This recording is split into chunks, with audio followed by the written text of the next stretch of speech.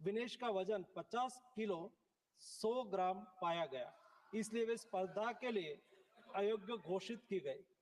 इस मामले को लेकर भारतीय ओलंपिक संघ ने अंतर्राष्ट्रीय कुश्ती संघ से कड़ा विरोध भी दर्ज किया है। नेशनल भारतीय ओलंपिक संघ की अध्यक्षा पीटी उषा भी अभी पेरिस में है।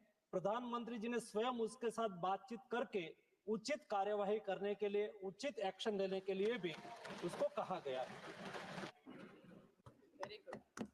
खेल मंत्री मनसुख मांडविया जी।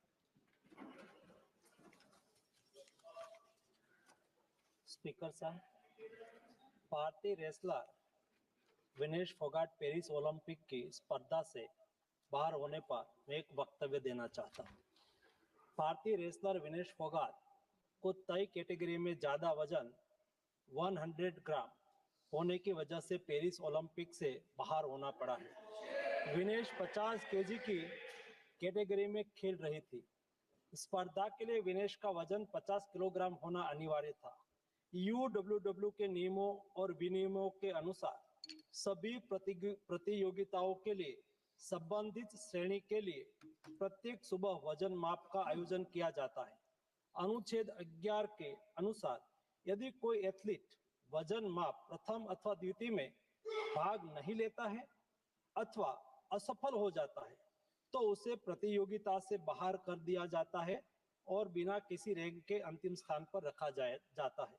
7 अगस्त 2024 को 50 किलोग्राम महिला कुश्ती के लिए वजन का निर्धारण 7:15 और 7:30 पेरिस समय के अनुसार रेपोचेज और फाइनल में भाग लेने वाले पहलवानों के लिए किया गया था।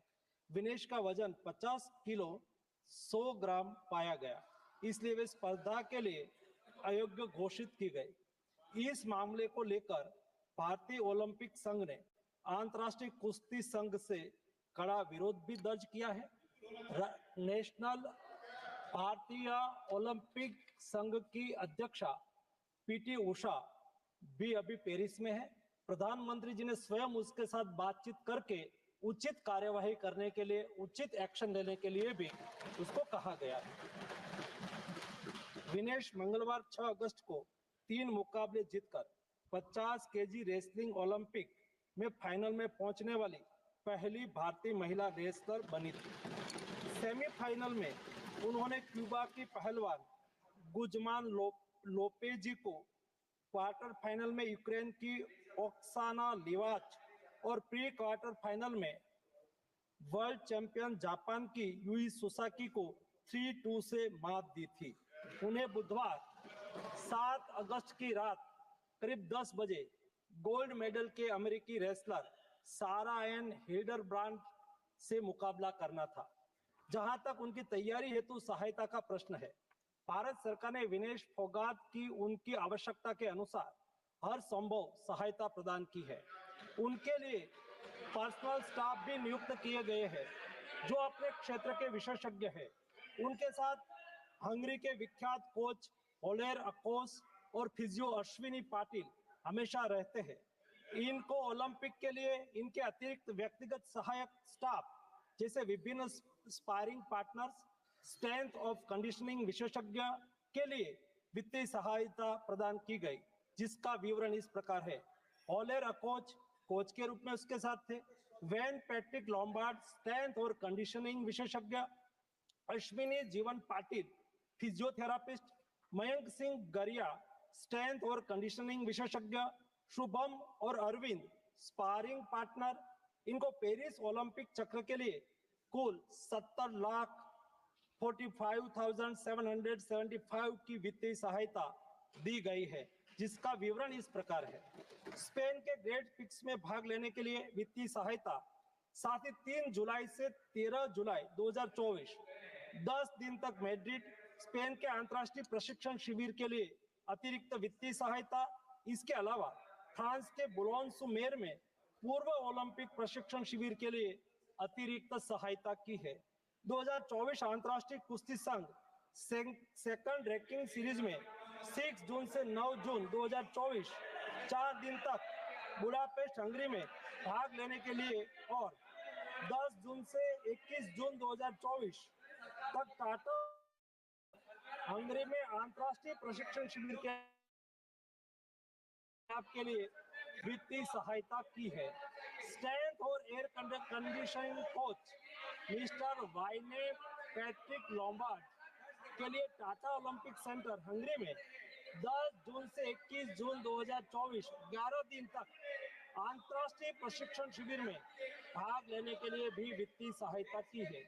13 जुलाई 2023 से 16 जुलाई 2023 4 दिन तक बुडापेस्ट हंगरी में 4th रैंकिंग सीरीज में भाग लेना और 10 से 16 जुलाई 2023 16 दिन तक बुडापेस्ट हंगरी में प्रशिक्षण शिविर हेतु इसको वित्तीय सहायता की है।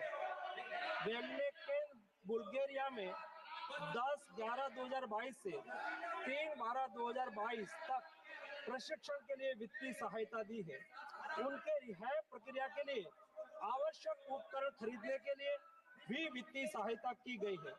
2020 टोक्यो ओलंपिक चक्र में 1,13,98,224 रुपये का आर्थिक सहयोग उसको किया गया था। 224 पेरिस ओलंपिक चक्र में भी टारगेट ओलंपिक पोडियम स्कीम में 53,35,746 और वार्षिक ट्रेनिंग एवं स्पर्धा कैलेंडर में 17,10,000 कुल मिला के 17,45,775 रुपया हमारे खिलाड़ी को आर्थिक सहायता करके उसको सक्षम करा गया। श्री रघुनंदन राव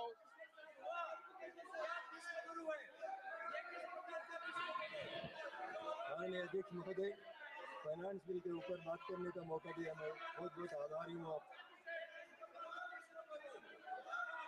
माननीय प्रधानमंत्री श्री नरेंद्र मोदी जी के नेतृत्व में हमारा फाइनेंस मिनिस्टर श्री निर्मला सीतारमण जी ने 24 का फाइनेंस बजट रखते हुए इस देश के युवा के लिए, इस देश को आगे बढ़ाने के लिए, स्किल डेवलपमेंट के लिए, अनएम्प्लॉयमेंट को दूर करने के लिए मोर ट्रांसपेरेंसी के साथ ये बजट को लाया है।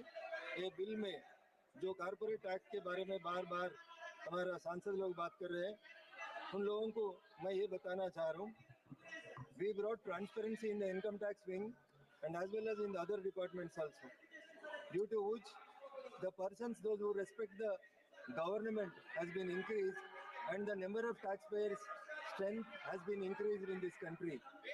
Such a transparency has been brought in the income tax department, and a person who is filing the income tax don't know where and who is scrutinizing his income tax papers, and the officer also don't know where does the application came from. Such a type of transparency is brought in the income